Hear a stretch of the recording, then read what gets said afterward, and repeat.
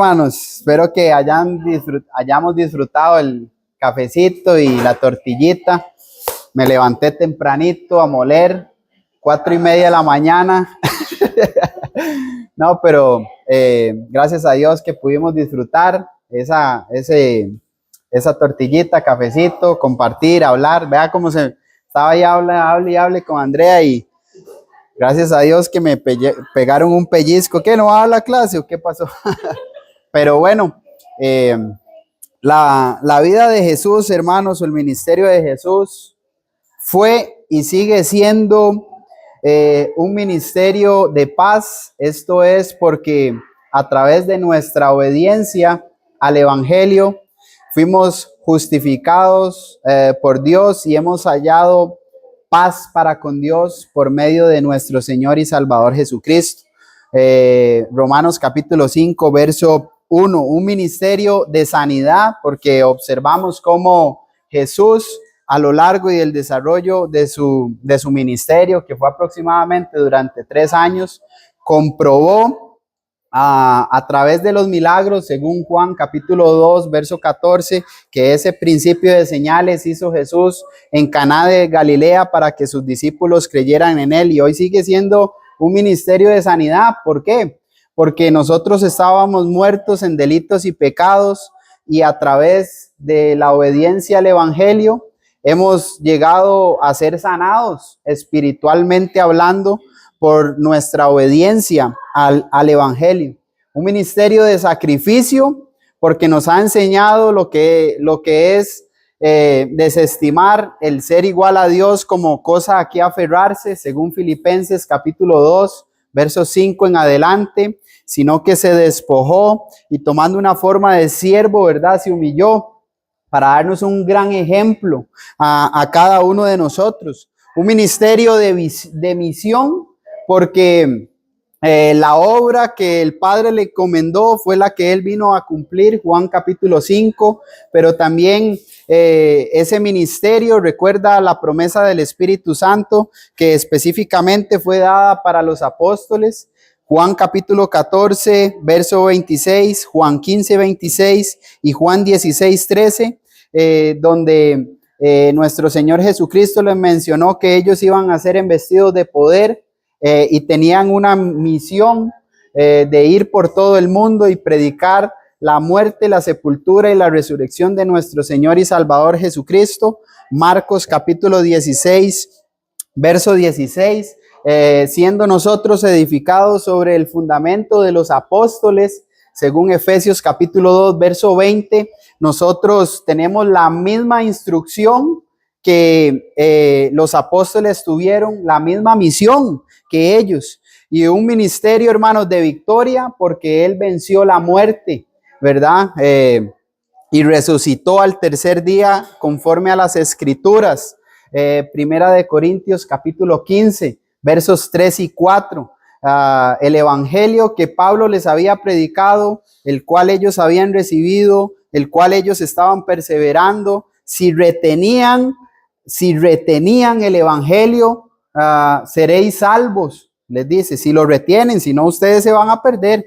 Si no, seréis salvos, porque primeramente les he enseñado lo que el Señor, lo que él mismo había recibido, que Cristo murió por nuestros pecados conforme a las escrituras, fue sepultado y resucitó al tercer día conforme a las escrituras. Hoy nosotros también tenemos la victoria, hermanos, si permanecemos en Cristo.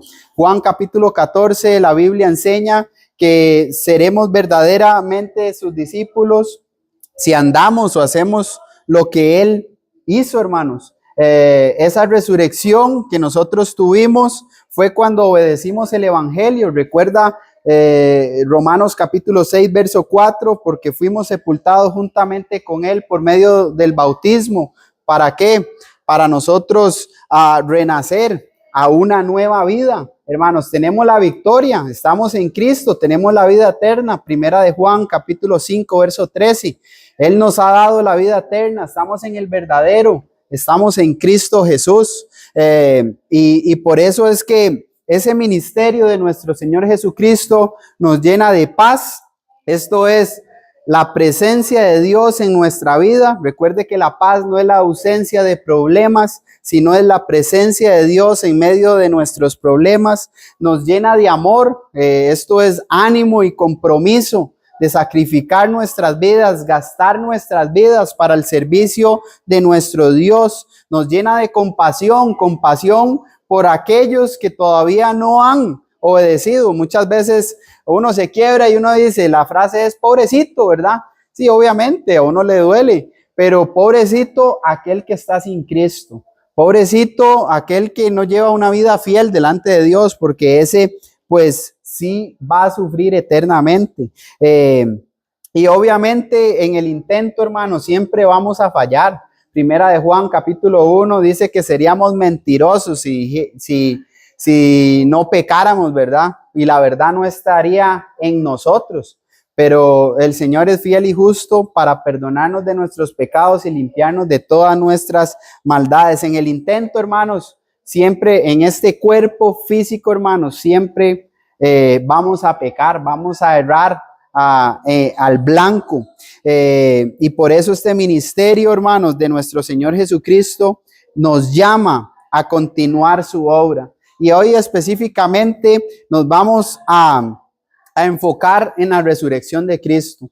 Primera de Corintios capítulo 15, la Biblia nos enseña que si Cristo no hubiera resucitado entre los muertos, vana sería nuestra fe, vana sería nuestra predicación, vano sería lo que hacemos, hermanos, porque todo lo que hacemos y somos es gracias a Él. Todo lo que nosotros hacemos es conforme a la palabra de Dios. Si Cristo no hubiera resucitado, hermanos, ahí se nos derriba todo lo que nosotros podamos estar haciendo para Dios. Hay mucho, hermanos.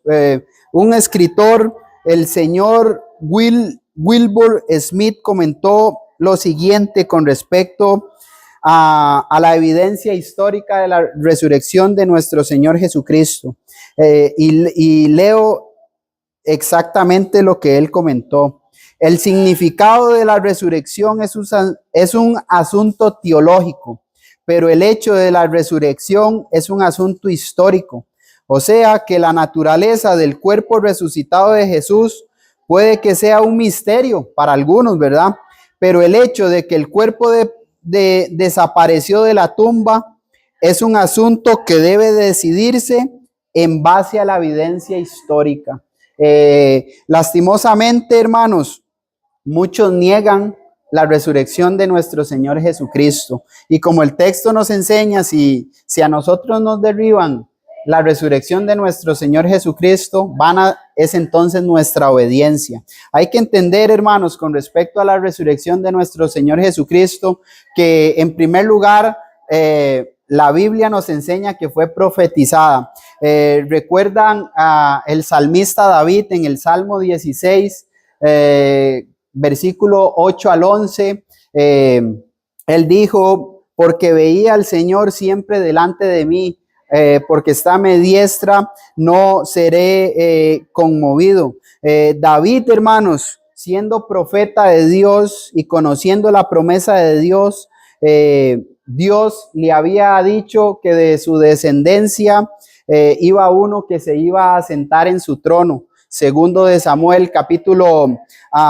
7, versículos 12 y 13. Esto quiere decir que David anticipadamente anunció la resurrección de nuestro Señor y Salvador Jesucristo. Profecía o salmo que se cumple en Hechos capítulo 2, donde el apóstol Pedro, hermanos, inspirado por el Espíritu Santo, del versículo 22 en adelante hasta el 36, utilizó las escrituras para probar de que Jesús, o sea, el Mesías o el Hijo del Hombre, el Salvador del mundo, el Hijo de Dios, era el cumplimiento de las profecías del Antiguo Testamento. Algo que el apóstol Pablo, ¿verdad? En un tiempo más adelante, en Hechos capítulo 3, hermanos, citó el mismo salmo, o sea, comprobó o confirmó más bien de que ese salmo se cumplió en Jesús. Recuerdan también al profeta Oseas, en el capítulo 6, verso 2, él mencionó ahí en ese versículo que en 3 días él nos iba a levantar. Lo que el profeta Oseas estaba haciendo era hacer un llamado a la conciencia, hermanos, de el pueblo de Israel.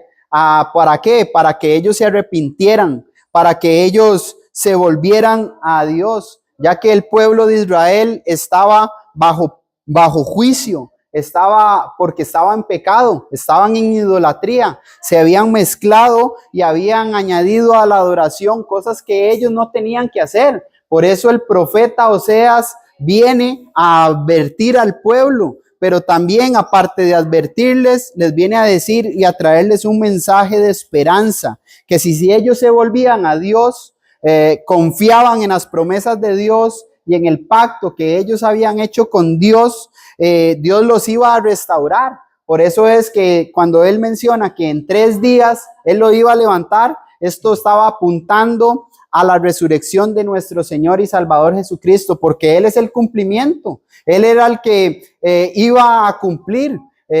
Los sacerdotes fallaban. Por eso es que el escritor a los Hebreos dice que tenemos un sumo sacerdote mayor, más grande, porque en Él no hubo pecado, no hubo engaño en su boca. Él cumplió las profecías.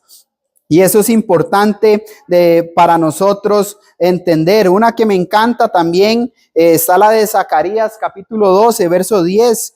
Lo que hizo Zacarías fue anunciar en el tiempo futuro que Dios iba a mostrar favor al pueblo. ¿Cómo lo iba a hacer? Bueno, derramando un espíritu de gracia y de súplica. Entonces, cuando Zacarías habla al pueblo, que como siempre, ¿verdad? Como pueblo estamos lejos de Dios. El pueblo debía de reconocer el llamado del profeta Zacarías. Entonces, al reconocer, ellos lo que estaban o lo que iban a hacer era reaccionar ante el llamado del profeta, que era un llamado de parte de Dios, ¿verdad? Con un arrepentimiento. Esto es un cambio de mentalidad. Cuando el profeta Zacarías menciona al que traspasaron, ¿recuerdan a quién fue que traspasaron en Juan capítulo 19 en su costado con una lanza, hermanos? ¿Y qué fue lo que sucedió en ese momento? Bueno, fue algo muy triste, hermanos. Y dice algo que también usted lo puede conectar con Apocalipsis capítulo 1, verso 7, que habla con respecto a la segunda venida de Cristo, que todos lo verán. Y dice, aún los que lo traspasaron, aquellos que traspasaron el costado de nuestro Señor Jesucristo, ¿verdad? No considerando su servicio, su amor, su entrega por el pecado, por todos, aún ellos, dice, van a observar la resurrección de nuestro Señor Jesucristo, y no quisiera estar en los zapatos de ellos. Y esta resurrección, hermanos, de Cristo, Cristo mismo la anunció. Y hay mucho que decir con respecto a esto, pero quiero dar por lo menos una, hermanos, una evidencia de lo que es la resurrección de Cristo. Pero el argumento más fuerte, hermanos, para derribar las falsas creencias o enseñanzas, hay muchos libros, hermanos, que reprueban, ¿verdad?, que Cristo resucitó. Pero si Dios no miente, hermanos, Dios no miente, Jesús no miente, ¿verdad? El Espíritu Santo, pues, no miente. El Espíritu Santo ha utilizado a santos hombres de Dios para dejarnos escrito. Este es el libro o la evidencia histórica que más se puede probar a través de evidencia externa. Esto es, que no está aquí escrito. El libro más seguro, más veraz. Y hay personas que se meten con la palabra de Dios. La Biblia nos enseña que cielo y tierra pasará, pero las palabras del Señor nunca va a pasar. si Cristo mismo anunció que Él iba a resucitar de los muertos, si Isaías capítulo 53 nos enseña que en Él no hubo engaño en su boca, Primera de Pedro capítulo 2 verso 22 nos enseña lo mismo. Ese texto le gusta mucho a la hermana, siempre lo utiliza en las clases. No miente, Jesús no miente. Ok, Él mencionó que Él iba a resucitar al tercer día, pues las palabras de Jesús son confiables, veraces, ¿verdad? Ahora, cuando Jesús encargó o comisionó a los apóstoles, les dijo que predicaran acerca de la resurrección de nuestro Señor Jesucristo. Desde Hechos capítulo 2 usted puede ver el desarrollo o cómo llegar a ser cristianos, cómo una persona obedece, ¿verdad?, del evangelio, y cómo ellos predicaron, hermanos. Ellos lo que estaban dando era testimonio de la resurrección de nuestro Señor Jesucristo. Hechos capítulo 10 verso 40, en una de las predicaciones, recuerde que en Hechos capítulo 2 los gentiles son añadidos al cuerpo de Cristo a través de la obediencia al evangelio. Hechos capítulo 10 nos enseña a los judíos, en Hechos capítulo 2, Hechos capítulo 10 los gentiles, Hechos capítulo 11 se menciona que Dios se revela el nuevo nombre, ¿verdad? Que había sido profetizado en Isaías capítulo 56:5, Isaías 62:2, a los que se congregaron, ¿verdad? A los que enseñaban a otros de Cristo, se les llamó como cristianos por primera vez en Antioquía. Y en Hechos capítulo 10, hermanos, vemos cómo en la predicación se menciona cómo Dios, ¿verdad?, al tercer día levantó a Jesús de entre los muertos. Era algo que ellos, los apóstoles, andaban dando testimonio, y usted lo puede leer corridamente en el libro pues de los Hechos. Déjeme mencionarle una teoría, hermanos, que está en contra de la resurrección de Cristo. Es la teoría naturalista. Básicamente, ¿qué es lo que ellos enseñan? Bueno, que los discípulos lo que tuvieron fueron alucinaciones. Entonces, ellos al alucinar, ¿verdad?, estaban engañando a la gente de ese entonces, a los judíos y gentiles que estaban entre ellos, para decir o enseñar la resurrección de Cristo. Pero como los naturalistas dicen que ellos estaban alucinando, pues eso es mentira. Y hay muchos argumentos, hermanos, con respecto a derribar eso, ¿verdad? Recuerde que la resurrección de Cristo fue profetizada. Entonces, una alucinación, dice un doctor Habermas, dice en el siglo XX, cuando viene lo que es la inclusión de la psiquiatría, la psicología, que estudian la mente y el comportamiento humano, ¿verdad? Él menciona que es ilógico, o sea, es imposible que en diferentes tiempos las personas tengan las mismas cosas. Recuerde que la resurrección de Cristo fue profetizada, como David, que vivió en otro tiempo, ¿verdad?, que Pedro y los demás apóstoles, él sin ver a Cristo alucinó, por decirlo así, de él, sin verlo.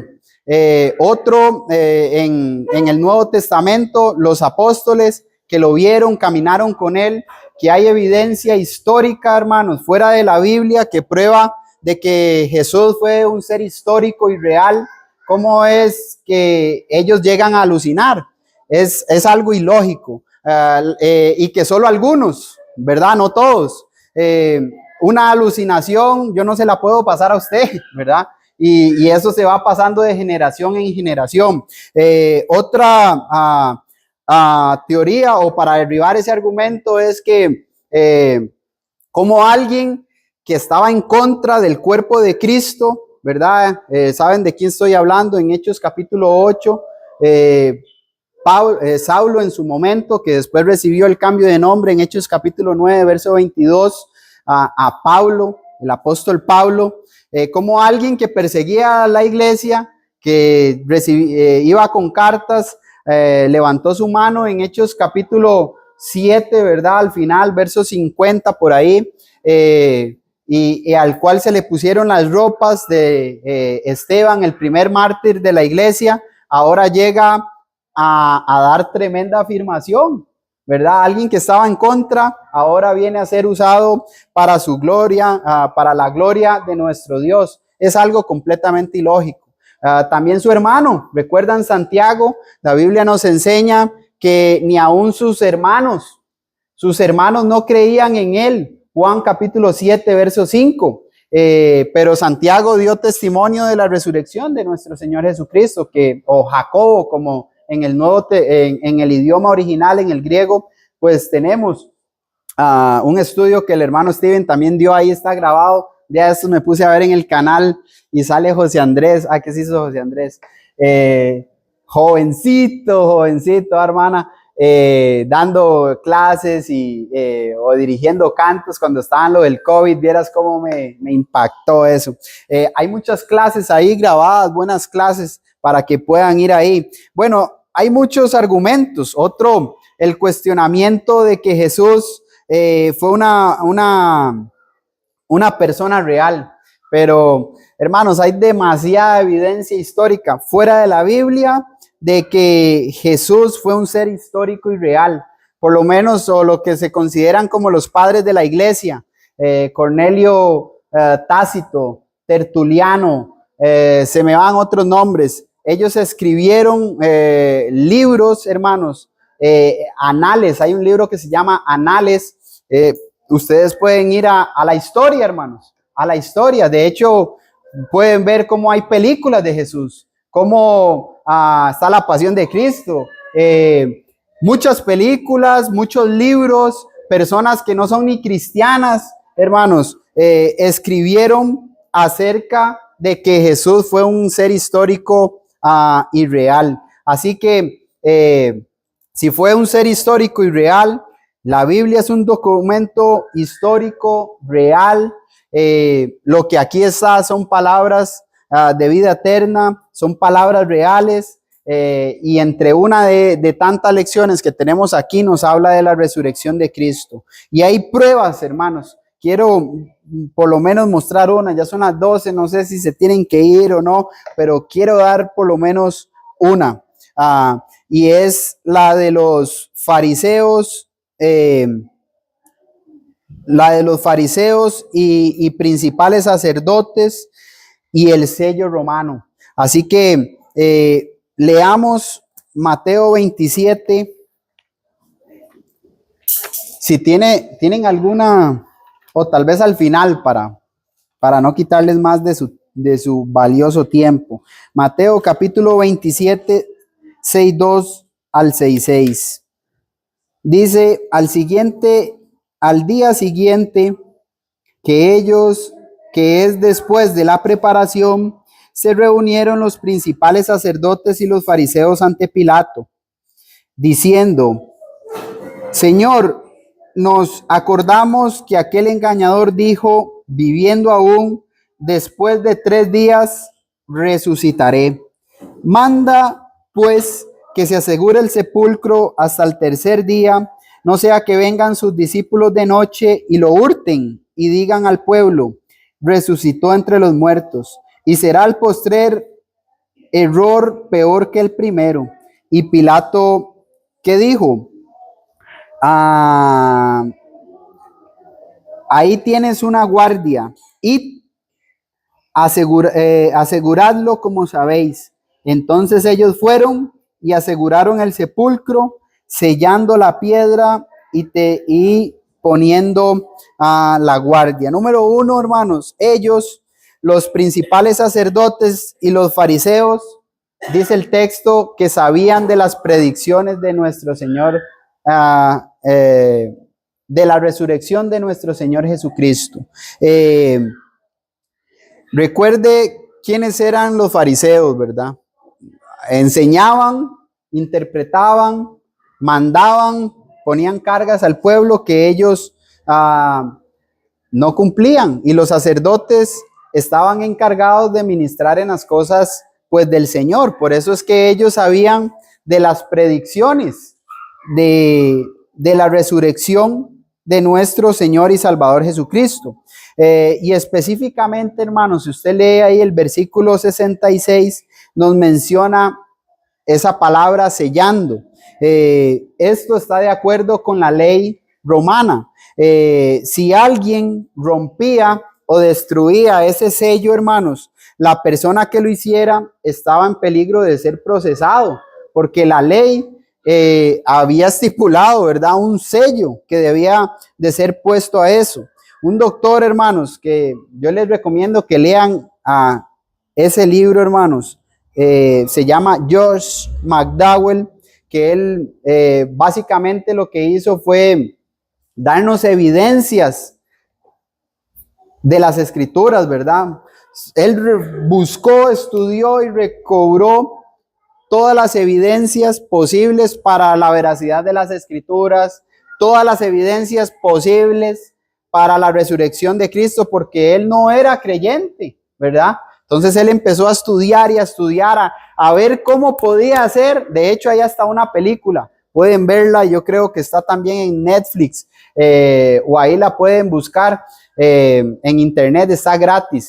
Pero él lo que hizo fue estudiar y estudiar para tratar de derribar la veracidad de las escrituras, la resurrección de Cristo. Pero al estudiar y al estudiar pasó lo opuesto, ¿verdad? Él consideró la evidencia y él escribió lo siguiente: considerando en igual forma la seguridad del sepulcro de Jesús, el sello romano fijado allí tenía la intención de prevenir cualquier atentado vandálico contra el sepulcro. Cualquiera que hubiese intentado mover la piedra, que no era cualquier piedra, ¿verdad?, de la entrada del sepulcro, habría roto el sello e incurrido en esta forma en la ira de la ley de Roma. Recuerden que los romanos, hermanos, para su tiempo, eran unos de los más perversos y los más crueles en cuanto a cuando alguien no cumplía la ley. Por eso, la manera más trágica y más terrible que el Espíritu Santo pues nos revela en las Escrituras, y que desde antes de la fundación del mundo ya estaba destinado de cómo iba a morir el Salvador del mundo, fue la manera más trágica que cualquiera podía o puede experimentar, porque la crucifixión es dolor, es agonía, es humillación, es desprecio. Eso fue lo que pasó a nuestro Señor y Salvador Jesucristo. Si usted lee Mateo 28, del 1 al 8, Marcos 16, del 1 al 8, Lucas 24, del 1 al 12, y Juan capítulo 20, del 1 al 10, podemos leer claramente quién fue el que rompió ese sello. ¿Ustedes saben quién rompió ese sello? Un ángel del cielo, y eso fue en presencia de los guardias romanos. Aquí encontramos, hermanos, palabras de los guardias sobre el reporte de los principales sacerdotes. Los principales sacerdotes, recuerde que ellos no solo negaron, ¿verdad? No negaron lo que los guardias le vinieron a mencionar, ¿verdad? No está, la tumba está vacía, la piedra fue removida, sino, ¿qué fue lo que hicieron los sacerdotes? Ellos no dijeron, ustedes están mintiendo, ustedes lo sacaron, ustedes. Ellos no, porque ellos conocían la ley, ellos sabían las predicciones de la resurrección de Cristo. Uy, vea, está saliendo afuera su hija, hermano. Los principales sacerdotes negaron lo que había sucedido, ¿verdad? Y en vez de desmentirlos, sino que arreglaron las cosas. Y también ahí estaba la presencia de María, ¿verdad? María Magdalena y la otra María. Entonces, hay evidencia clara, hermanos, con respecto a la resurrección de nuestro Señor Jesucristo. Los sacerdotes conocían, no desmintieron. Los guardias quedaron ahí, ¿verdad? Asombrados, no pudieron ni hablar. Vinieron trajeron este testimonio a los sacerdotes. María estaba ahí. La otra María Magdalena también estaba ahí. Y obviamente ellas se encargaron, ¿verdad? Porque el ángel del Señor, ¿qué les dijo? Vayan y digan a los demás discípulos que el Señor ha resucitado. La tumba está vacía. Quisiera decir mucho más, hermanos. No les puedo compartir este documento, pero la resurrección de Cristo, hermanos, hay un capítulo bueno, los que mencioné anteriormente nos mencionan acerca de la resurrección de Cristo, ¿verdad? Y hay un capítulo dedicado a esto, hermanos. ¿Saben cuál es? Primera de Corintios, capítulo 15. Yo les invito a que lean ese texto, Primera de Corintios 15, porque la Biblia enseña que hay muchas personas, hermanos, que fueron testigos de la resurrección de nuestro Señor Jesucristo. María Magdalena, ¿verdad? Que ella fue seguidora y servidora de nuestro Señor Jesucristo. Ella estuvo al pie de la cruz, hermanos, el día que fue nuestro Señor Jesucristo crucificado. Lo vio dónde fue él puesto. Y fue una de las primeras en ver a Jesús resucitado. Las mujeres que volvían de la tumba fueron otras. María Magdalena, María, la madre de Jacobo, y Salomé, que era la madre de los hijos de Zebedeo. Y pues estaba Juana, que también era... la encontramos en Lucas capítulo 8, verso 3, que era una administradora de los negocios de Herodes. Pedro, ¿verdad? Más tarde, los discípulos de Emaús, recuerdan en Lucas capítulo 24, ellos iban de camino, uno se llamaba Cleofas, el otro no sabemos si era hombre, si era mujer, pero ellos iban tristes ahí caminando, yo me imagino, caminando, comentando acerca de la resurrección de nuestro Señor Jesucristo. Pero iban comentando de su crucifixión y también iban comentando de su resurrección. Yo me imagino que ellos iban, sí, qué dolor, ¿verdad? Lo mataron, yo, pero es que él dijo que iba a resucitar, ¿verdad? Él dijo que iba a resucitar y Jesús mismo se les acercó a ellos en el camino, pero sus ojos estaban velados, dice el texto, no reconocieron, ¿verdad? Que era Jesús. Después Jesús les mostró cómo los profetas habían anunciado el sufrimiento y la gloria del Mesías, algo que ellos ya sabían, o sea, les recordó las escrituras y a partir de ese momento dice el texto que sus ojos fueron abiertos y lo reconocieron y de inmediato esos discípulos regresaron a Jesús. Por eso, el encuentro con Jesús, hermanos, cambia vidas. ¿Recuerdan a Pablo cuando iba de camino a Damasco? Hechos capítulo 8, ¿qué tuvo él? Saulo, Saulo, ¿por qué me persigues?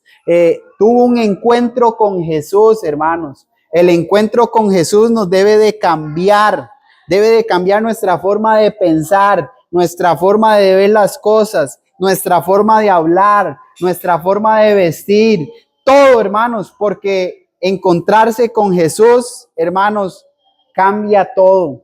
No puedo seguir siendo el mismo. ¿Qué hicieron ellos cuando vieron a Jesús resucitado?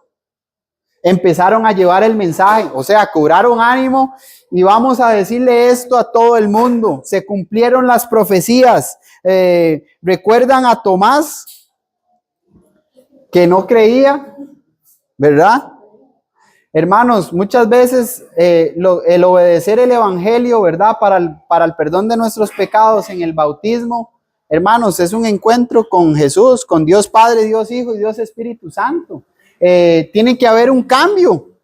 Ya nuestra vida, ya no la voy a seguir viviendo como yo quiero. Ahora voy a dar testimonio de la resurrección de Cristo. Usted y yo somos embajadores de Cristo. Andamos dando testimonio de Cristo. Tenemos que hacer lo que Cristo dice. Qué privilegio, hermanos, de nosotros de poder llevar las virtudes de aquel que nos llamó de las tinieblas a su luz admirable. Y hay muchos más, les voy a mandar la lista para que la tengan ahí con los textos, para ya no quitarles más tiempo. Se vino el agua. Vamos a dar a Steven, vamos tal vez ya a terminar el video, hermana. Dios les bendiga. Muchísimas gracias por